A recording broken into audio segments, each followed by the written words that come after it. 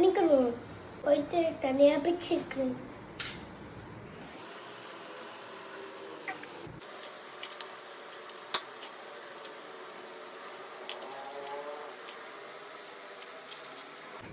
பிழிச்சு ஜாலில் எடுத்து போட்டுக்கணும்.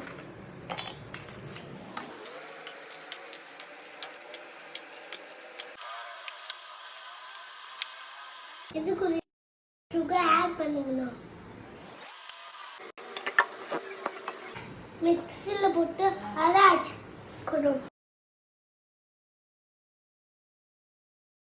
இந்த மாதிரி அரைச்சிக்கணும். இதை நான் பவுலில் கொட்டிக்கணும்.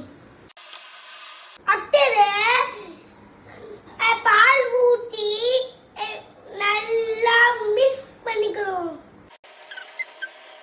பேக்கிங் சோடா கொஞ்சமா போட்டுக்கணும். இந்த மாதிரி இது பண்ணிக்கணும். இந்த மாதிரி பவுல்ல எண்ணெய் ஊற்றிக்கணும். ஆயில் ஆட் பண்ணி மாவு கொஞ்சம் அப்படியே பண்ணிக்கோங்க.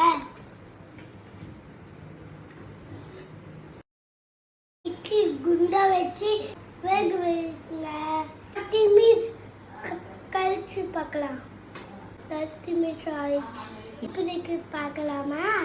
வாவ், சூப்பர் கேக் இது.